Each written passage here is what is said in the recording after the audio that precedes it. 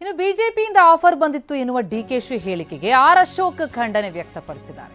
ಅಧಿಕಾರ ಹಸ್ತಾಂತರ ಸಮಯ ಬರ್ತಿದ್ದಾಗ ಹೇಳಿದ್ದಾರೆ.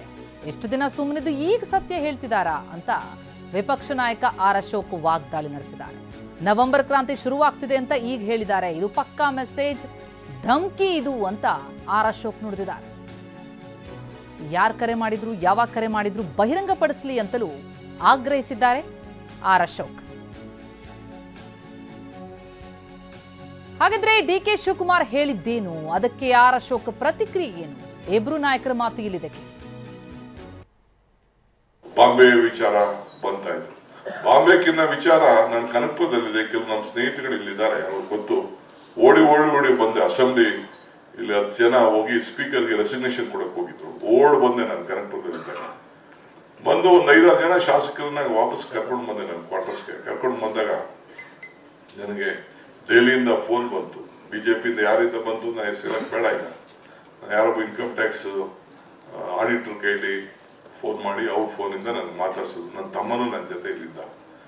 ಒಬ್ಬ DG ಇದ್ದ ಇಲ್ಲಿ, ಅವನು ಮಾತಾಡ್ದ. ಹೇಳ್ತಾ ಇದ್ದಾರೆ ಡೆಲ್ಲಿಯಿಂದ ಇನ್ನೊಂದು ಫೋನಲ್ಲಿದ್ದಾನೆ, ನೀವು ಡೆಪ್ಟಿ CM ಆಯ್ತೀರಾ ಇಲ್ಲ ಜೈಲ್ಗೆ ಹೋಗ್ತೀರಾ, ಎರಡರಲ್ಲಿ ಒಂದು ಆಯ್ಕೆ ಮಾಡಬೇಕು, ಅವ್ನು ವಾಪಸ್ ಕಳಿಸಿರೋ ಅಂತೇಳಿ. ಸೊ ನಾನು ನನ್ನ ತಮ್ಮ ಇದ್ದು ಏನು ಮಾಡ್ತೀರಿ, ಪಕ್ಷದ ನಿಷ್ಠೆ. ಭಾಳ ಚಿಕ್ಕ ವಯಸ್ಸಿನಲ್ಲೇ ರಾಜೀವ್ ಗಾಂಧಿ ಅವರು ನನ್ನನ್ನು ಒಂದು ಅಸೆಂಬ್ಲಿ ಟಿಕೆಟ್ ಕೊಟ್ಟಿದ್ರು, ಮಂತ್ರಿ ಮಾಡಿದ್ರು, ಬಂಗಾರಪ್ಪ ನನಗೆ ಸಹಕಾರ ಮಾಡಿದ್ರು. ಇಲ್ಲಿವರೆಗೂ ಬೆಳ್ಕೊಂಡು ಬಂದಿದ್ದೀನಿ. ನಾನು prefer a jail then becoming a deputy chief minister. So ಅವತ್ತು ಆಗ್ಬೋದಾಗಿತ್ತು, ಇನ್ನೇನೇನು ಆಗ್ತಿತ್ತು ರಾಜಕೀಯ ಗೊತ್ತಿಲ್ಲ.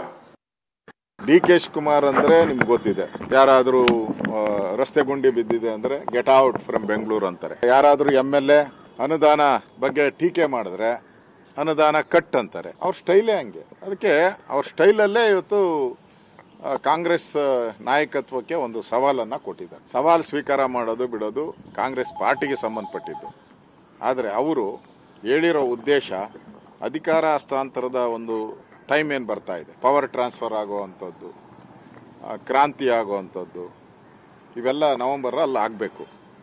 ನವೆಂಬರಲ್ಲೇ ಈ ಹೇಳಿಕೆಯನ್ನು ಕೊಟ್ಟಿದ್ದಾರೆ ಅಂದರೆ ಅದಕ್ಕೆ DK ಶಿವಕುಮಾರ್ ಯಾವುದನ್ನು ಅರ್ಥ ಇಲ್ದಿರ ಮಾಡಲ್ಲ. ಮೆಸೇಜನ್ನು ಕೊಟ್ಟಿದ್ದಾರೆ. ನಾನು ಒದ್ದು ಕಿತ್ಕೊಂತೀನಿ ಅಂತ ಅಸೆಂಬ್ಲಿಯಲ್ಲಿ ಹೇಳಿದ್ರಲ್ಲ, ಏನು ನನಗ ಹೇಳಿದ್ರಲ್ಲ, ನನ್ನ ಹತ್ರ ಪವರ್ ಇದೆಯಾ ಒದ್ದು ಕಿತ್ಕೊಳಕ್ಕೆ?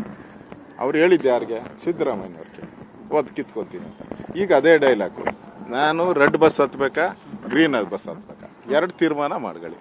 ನೀವು ಕೊಡಲಿಲ್ಲ ಅಂದರೆ ಆ ಫೋನ್ ಬಂದಿತ್ತಲ್ಲ, ಅದ್ಯಾವುದು ಡೆಲ್ಲಿಯಿಂದ ಆಡಿಟರ್ ಆಫೀಸಿಂದ, ಅಲ್ಲಿ ಚಾಯ್ಸ್ ಐತೆ ನನಗೆ ಅನ್ನೋ ಮೆಸೇಜನ್ನು ಅವರು ಸಿದ್ದರಾಮಯ್ಯನವ್ರಿಗೆ ಮತ್ತು ಕಾಂಗ್ರೆಸ್ ನಾಯಕತ್ವಕ್ಕೆ ಸ್ಪಷ್ಟವಾಗಿ ಕೊಡ್ತಾ ಇದ್ದಾರೆ.